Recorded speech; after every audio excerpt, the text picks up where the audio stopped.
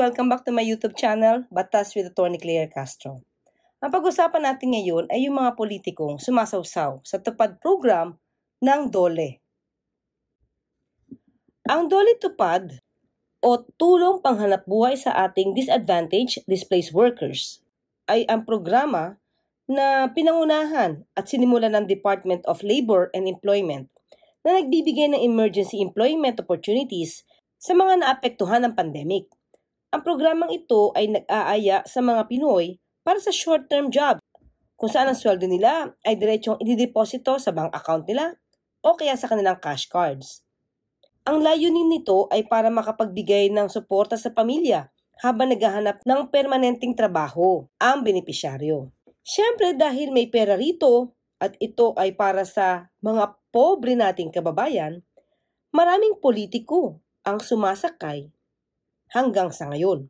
Na feeling nila pagkasama sila sa pagbibigay ng payout ay magmumukhang galing sa bulsa nila ang pera dahil sila pa nga ang lumalabas na bida. Ipamimigay kasi ito habang sila ay naroon at sa kanila pa nagpapasalamat ang mga benepisyaryo ng Tupad Program. Noong 2021 ay binigyan na ng warning ng DOLE sa pangunguna ni Secretary Bello III. Ang mga politiko na huwag sumausaw sa pamimigay ng payout para sa Tupad Program. Sinabi pa nga ng DOLE na kakasuhan nila ang mga politiko at mga tao na mapapatunayang guilty sa irregular na implementasyon ng Tupad Program. Sabi pa nga ni Secretary Bello III, "We do not condone such activities, especially those requiring the participation of would-be beneficiaries in caravans to be able to avail of assistance under the Tupad Program." Pero hindi nagpatinag yung ibang mga politikong masasabi nating makapal ang mukha dahil hindi sila napagsabihan dahil tumutuloy pa rin sila sa pagsawsaw sa Tupad Program. Noong April 2022, inakusahan ng pamilya ni Quezon Province Governor Danilo Suarez ng mismo mga benepisyaryo ng tulong pangkabuhayan sa ating displaced workers sa umunoy pagsasamantala sa programa ng Department of Labor and Employment. Ayon sa ilang benepisyaryo, hindi nakikita sa Quezon ang tunay na esensya ng programa dahil maraming umanong individual na isinasama na hindi kabilang sa hanay ng displaced workers. Kumbaga, naaabuso ng mga politiko para sa kanilang pamumulitika. Sa totoo lang, ang kakapal na mga mukha ng mga politikong ito dahil nagpapahintay pa bago ibigay ang tupad payout. Hindi agad ibinibigay ang payout hanggat hindi pa sila dumarating. Akala ko ba ang sweldo dapat diretso sa bank account o sa cash cards ng benepisyaryo? Bakit kailangan ang payout may seremonya pa? At kasama pa yung politiko? Talaga nagagamit ito ng iilang mga politiko na ang hangad ay ipakita na may tulong silang naabot dito. Na nais ipakita na sila ay parte sa pagtulong sa pagbibigay ng tupad, payout. Actually, inireklamo na ito ni Senator Raffy Tulfo sa Senado. Ginawa niya ito ng issue at napansin nga na madla ang kanyang litanya patungkol dito. Senator, so kung wala pong korupsyon at malinis po yung pagdidistribute ng tupad, meron po akong suggestion. Bakit hindi na lang po natin ipadiretso sa DOLE, magbibigay po diretso sa tao? Ba't kinakailangan pa po idadaan sa mga politiko? Sumang-ayon siya kay Senator Loren Legarda na ang tupad payout ay diretso dapat sa mga mahihirap, hindi dadaan pa sa mga politiko. Narito ang napakagandang paliwanag ni Senator Loren Legarda nang ipangalandakan ni Senator Raffy Tulfo ang kakapalan ng mga mukha ng mga politikong gumagamit ng tupad program. Hindi po ito dinadaan sa politiko, Mr. President. Ang tupad po, okay, paano ginagawa ang budget? Tatayo ako sa katalikod ko. Una po, yan po yung NEP. Tapos po sa House, tapos nga sa Senado, based on our amendments. Sorry, I have to stand because of my backache. Hindi po to binibigay sa politiko. Sa senador, hindi po tayo humahawak ng pera. Congressman, hindi rin sila humahawak ng pera. Gobernador, hindi po. Hindi rin po ang mayor. Siyempre, hindi rin po ang kapitan. Hindi vice mayor, hindi po konsehal, hindi board member. Ito pong central ay dina-download po sa region. Okay. Ang region po ay merong mga provincial DOLE officers Opo. na siyang makikipag-ugnayan po sa mga lokal na pamahalaan hanggang hanggang sa kapitan, hanggang mag-ugnayan sa mga CSO, POs, sectoral representatives para po ilista yung mga posibleng beneficiaryo na binivet po nila na hindi po ghost. I'll give you an example po, Madam Senator. Sa hindi distrito, teka po, sorry. tama ba ako? Hindi dapat i-download sa probinsya o sa LGU. Di ba? Hindi dapat. Sa pagkaalam ko, ako hindi ko ginagawa yon. Diretso sa tao. O sige, yun ang pagkaalam ko. Okay. I speak from experience, Mr. President. If there is another way of implementing TUPAD, I've never done that. Right? Because what I do is I allocate it through our GAA amendments, and I can see that. Why are you laughing? No, because I have a backache. Yes. Because I can see it's really life-changing. Yes. I am not certain that it can be downloaded to an LGU. Pwede ba yun? Okay. Because like Dole Kabuhayan, if you are an accredited entity and local governments are accredited, aside from cooperatives and associations, then they can be partners of government in its implementation. However, hindi naman pwede yung LGU ang naglilista, tapos hindi manunood, hindi magtatrabaho si province na Dole. Nakanood din si congressman, nanonood din ang senador, nanonood lahat. Of course, we're not a perfect world. How can we, with the trillions of budget here, watch every centavo? But I am saying this, and I'm standing also for emphasis that dapat diretso sa mahirap. Tama. I agree. At tupad, yan ang dalawang paborito, lalo na sa panahon ng pandemya. Sa aking pong karanasan, Madam Senator, Yes. ang nadidistribute po ng tupad ay mga politiko. In fact, I'll cite you an example sa District 2 sa Quezon City. Politiko po ang nag-distribute ng tupad. In fact, kumikwak pa po. 10,000 halimbawa ibibigay sa bawat manggagawa, kinukupit po yung 6,000. Bawal yun. At yung, alam ko po bawal. Kaya Maliwanag na ang pagsakay sa tupad program ay bawal. Madidinig na isinagaw pa nga nitong si Senator Loren Legarda habang nagsasalita si Senator Raffy Tulfo. Ipakulong mo. gagawa, kinukupit po yung 6,000. Bawal yun. At yung alam ko po bawal ang trabaho.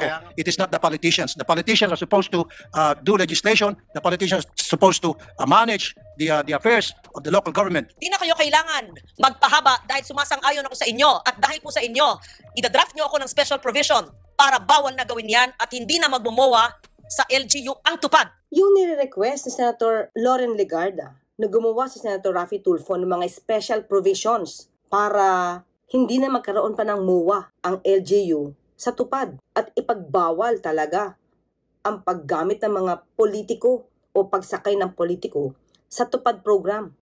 Nasa na kaya yung special provision na yun na nire-request si Senator Loren Legarda na gawin mismo ni Senator Raffy Tulfo? Mukhang hindi ito nagawa. Kasi base sa latest na report na nakita natin ay nagkaroon ng pag-uusap si Senator Angara, si Senator Cheese at saka Senator Loren Legarda tungkol sa expansion at sila na ang gagawa ng special provisions para sa pagpapalawak ng tupad program. Kasi kung ginawa niya yung special provisions na yon na ipagbawal yung mga politiko na sumakay sa tupad program, so dapat hindi na ginagamit ngayon ni Senator Raffy Tulfo ang pagsakay sa tupad program. Dahil siya mismo ang nagpapabawal dito. Pero taliwas kasi ang nangyari. Ngayon, isa na siya sa mga politiko na gumagamit ng tupad program. Ginawa niya na rin na pumunta sa pagbibigay ng tupad payout. Nandoon yung kanyang larawan, nandun yung kanyang pangalan, at pinapadala niya ang kanyang anak sa seremonya ng pagbibigay ng payout sa mga constituents. So ipakulong mo daw yung mga politikong lumalabag sa batas. Agree naman rito si Senator Raffy Tulfo na bawal. Kaya nag-research tayo ng ilang mga politiko na maaaring ginagamit ang tupad program para sa kanilang pamumulitika. So napansin natin na nariyan si Senator Lito Lapid. Vice President mahabol yata ng gobernador. Bahala na kayo. Nariyan din si Senator Bongo. At nariyan din si Senator Raffy Tulfo. Akong kinasing-kasing nga pagpasalamat sa inyong pag-anhi karon niadtong Mayo 2022 inyong gitabangan si Senator Raffy Tulfo nga nahimong number 1 senator diri sa atong pinalanggang lungsod. Karon pa nga ang tupad gikan sa opisina sa usa ka senador gitambungan gayud sa anak sa senador.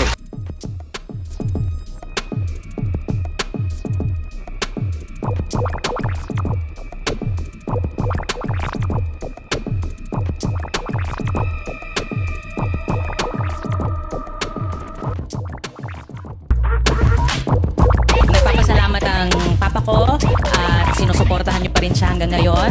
Ang masaya ako dahil ako ang pinadala niya dito para ibigay ang tupad allowance nyo. Napakaswerte nyo dito sa inyong mayor at sa inyong vice mayor at sa mga konsehal. Excited na ba kayo makuha ang inyong tupad?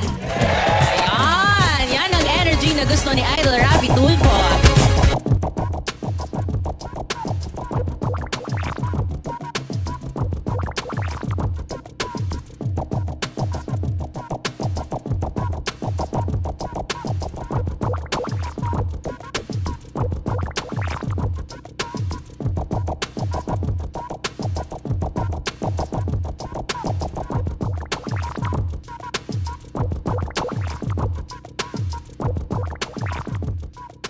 O di po ba nag-agree kayo with Senator Loren Legarda na ito ay bawal? Pero ginawa niyo pa rin po. Nagpalagay po kayo ng inyong pangalan at ng inyong muka sa tarpaulin nung magkakaroon na po ng payout ng tupad. Ang nakalagay pa po dito sa tarpaulin ay handog ni Senator Raffy Tulfo. Parang lumalabas sa mga tao na galing sa inyo yung pera. Ganon po ba yun? Pero di po ba ito yung inaayawan ninyo at nirereklamo nyo nung nandun kayo sa plenary session?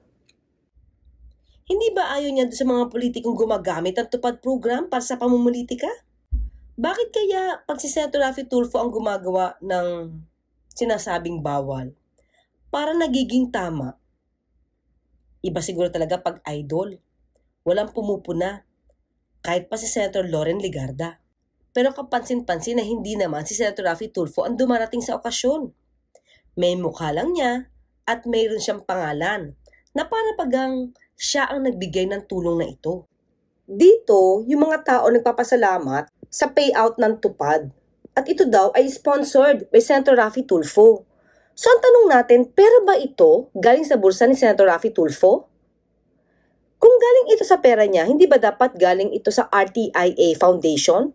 Or personal na pera niya at hindi nagagamit ng pangalang dole? Kaya kailangan magpasalamat yung mga benepisyaryo. Kailangan nakasabit pa ang tarpaulin na ito bago magpamigay ng payout. Kung hindi man si Senator Raffy Tulfo ang dumarating, ay anak naman niya na si Mar Tulfo Tungol ang kumakatawan sa kanya. Bakit kaya si Mar Tulfo Tungol? Bakit hindi si Representative Ralph? O kaya si Representative Jocelyn? Siyempre nag-isip-isip ako na baka naman sinasanay na ni Senator Raffy Tulfo si Mar para sa politika. Kasi may sarili na rin itong programa, yung Bardagulan. Of course, exposure ito. Pero siyempre hindi naman basta pagbabasihan natin ang programang Bardagulan para sabihin natin talagang ipapasok siya ni Senator Raffy Tulfo sa politika. Ito kasi ang namutawi sa bibig ni Senator Raffy Tulfo. So, congratulations sa inyo lahat. Kaya po po naman ito, kaya po naman ni Raf, ni Sen, ni Raf, kung saan kami naroon ngayon, dahil po sa inyo sumusuporta sa amin. Kasi po, kung mahina kayo, mahina rin kami. Ibig sabihin, because of all of you, kaya po narating namin ang tinanong namin ngayon. And I really thank you all from the bottom of my heart.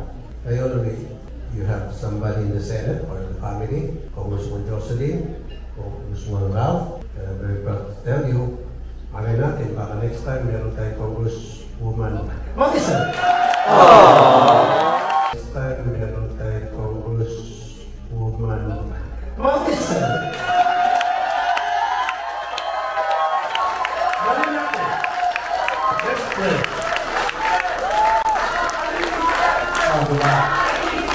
Malay natin!